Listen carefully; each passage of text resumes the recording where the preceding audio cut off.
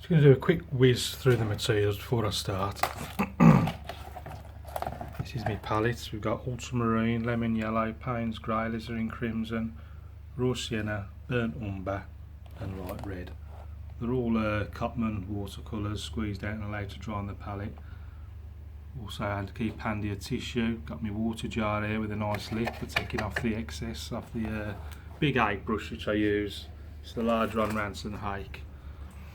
I'm using 15 by 11 hot pressed paper. So I thought I'd just make one up today. So I'm just going to grab my tea towel, which I always hold in my left hand along with the palette. Just use it for taking off the excess water off the brush because it holds so much water, this hake brush. So this is just clean water all over the paper. Right, so I'm going to make it up. So I'm just going to start with a bit of raw sienna, touch of light red in there.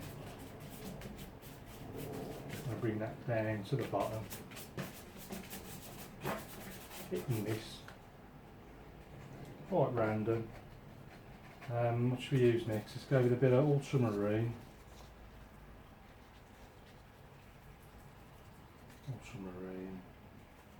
Bit of light red in there as well. A bit more water. Start to bang that in. It'll look a right mess at this stage, but hopefully it'll all start to come together as we get further into the painting. A bit more ultramarine. And then down here, now that's quite, so I'm just going to re-wet that again, just that little bit there because it was starting to dry and I want to get that nice and soft. So you see when you brush it in like that, no hard edges. Bit of burnt umber, ultramarine, bit of red in there, so that looks like.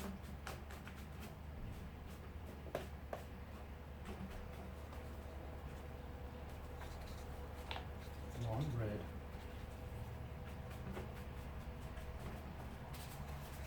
Payne's grey, alizarin crimson.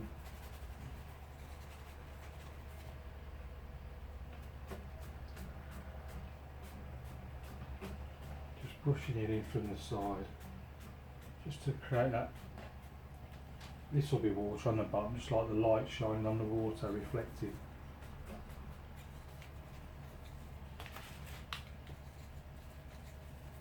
And what I might also do, a bit of alizarin, Payne's grey. Just a few clouds from there.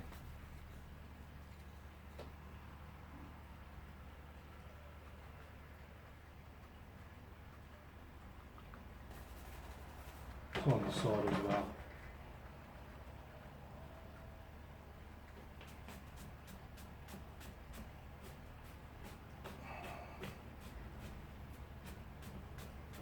And what that, as the paper dries, it will go on sort of darker and darker. While the paper's still wet, you're just sort of moving paint around, and you can't really get it dark. I mean, if you wanted to sort of get it darker and dark, you'd have to wait for it to dry or use a hairdryer, and then put a second layer on the top. But I think I'm going to use that as the background now. I think paper's stretched slightly, so I'm just going to refix it with these clips. I'm just debating whether to leave it like that or to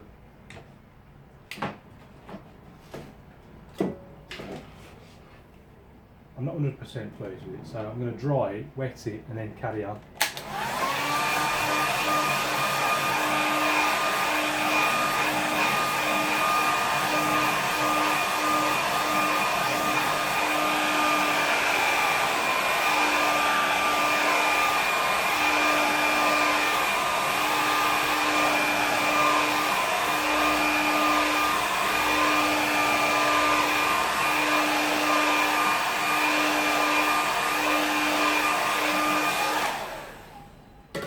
to dry it because if I'd have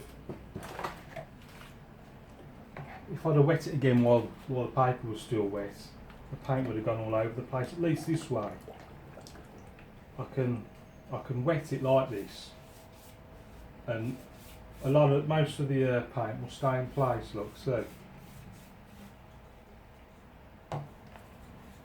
So with that in place, I can then start to just bash it in again.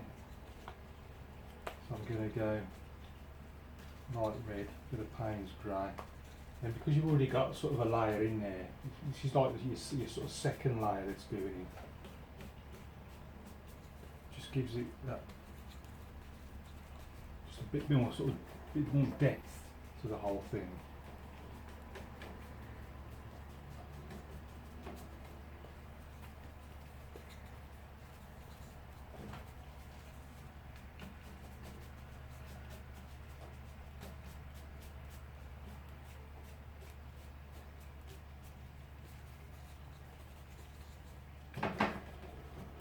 Alizarin crimson paint grey. A few clouds going up this side.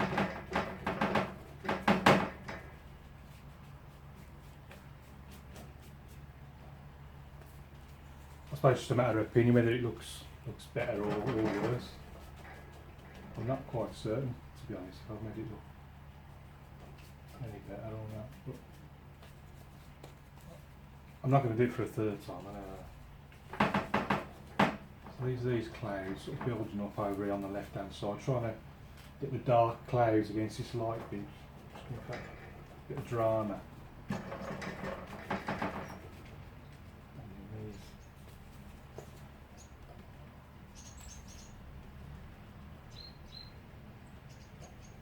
Sort of being smaller and smaller along the bottom. A few more little clouds there.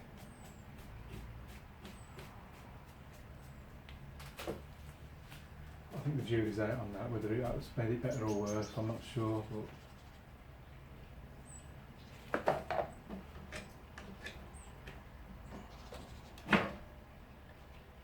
just making sure it's flat against the plywood. 9mm piece of plywood I use to fix it against. I'm just going to give, shall I leave it wet? Actually, I'll leave it wet. See how it comes out. I was going to dry it, but I might leave it wet and see what happens. So I'm just going to go alizarin crimson, Payne's grey, and then I'll put in the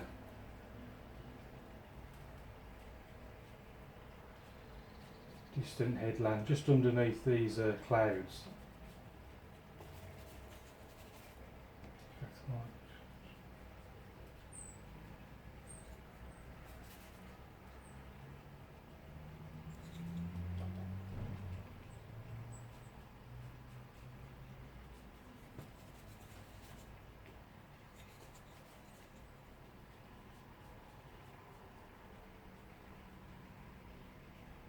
Over there, and then we'll land on this side down there. Just keep reloading the brush and then just sort of some of this land. Well, this is like mud on the beach. Just imposing on this lit area there.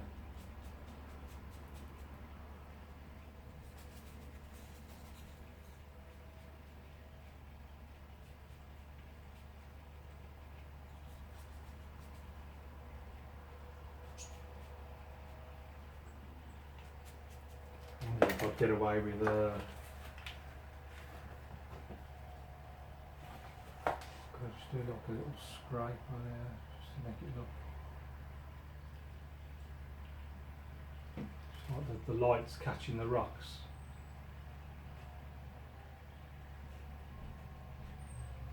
And anything you can key on, just paint straight over.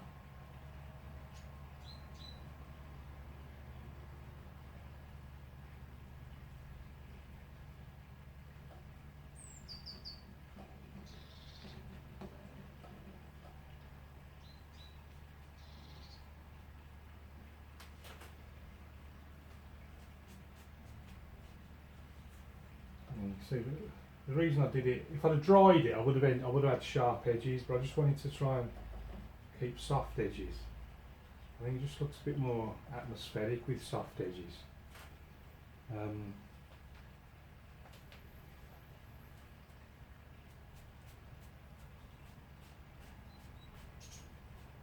like I said before, as it dries, as you brush it in, it goes on darker and darker.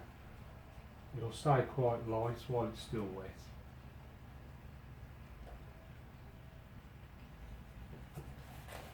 You see how my hairs are splitting, so I just need to. I was reluctant to put too much water on because the paper's already wet. I do need that chisel edge just for those fine lines.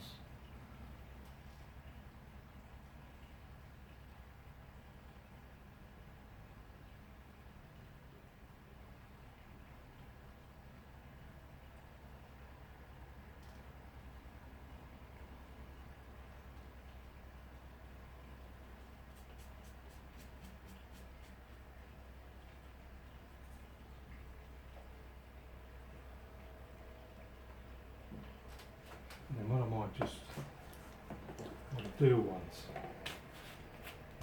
is I'm just going to put a boat, just a very, very simple little boat.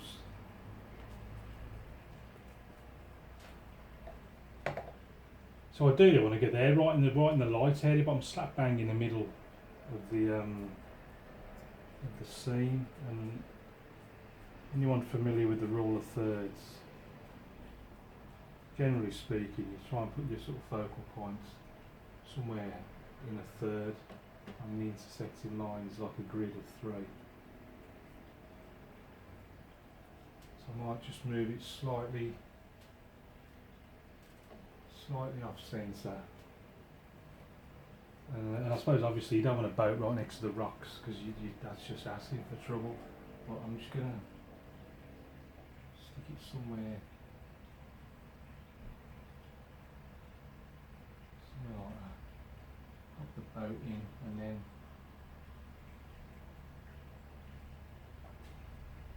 reflections.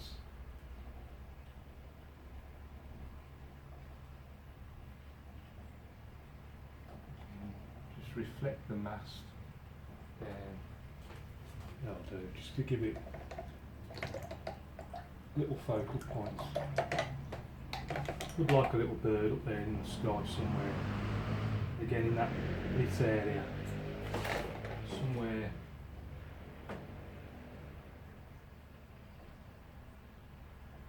Somewhere up there. I think. And then finally just stick me now in the corner. But if it's going to be too wet or not. No, I think I'll get away with it. I'm going to pull that one through, so let's see what it looks like with a mount on it. So here we go with the mount on. So let's go and have a closer look at it. And so the main focus of this painting was trying to get this sort of light area reflecting down into the water below. By wetting the paper all over initially and then sort of brushing in from the sides, sort of preserving this area down the middle, just brushing it in from either side. As long as it's wet, you'll get nice soft edges. If it starts to dry, you'll end up with hard edges and it's not quite the same sort of effect. I think apart from the green, the yellow, sorry, I think I used pretty much every colour on the palette. Various mixes, and then obviously there was the first initial washes that I then dried before re-wetting and going and having a sort of second bash at it. So these clouds here deliberately pushed right up into the light area just to provide maximum contrast, light against dark. That's why I put the little bird there, just so he stood out to the maximum effect. This land here on the left hand side, put it nice and dark and then scraped using the card just to give the impression of light catching these rocks. Very simple technique, but can look quite effective. I was almost going to scrape a few more out on this side, but felt that I'd be just overdoing it, I think, a little bit. And then the only logical place to put our little boat was in this area somewhere. As I mentioned in the commentary, I was reluctant to put it right in the centre. It just wouldn't look quite right. That's why I've just put it just slightly off centre. So I was going to dry this area before doing this, but I quite like the effect of doing it wet in wet and with all the soft edges. The only hard edges being the rocks. Well, I hope you like that. Thanks for watching. Keep practicing. Any questions, please ask, and I'll see you again soon.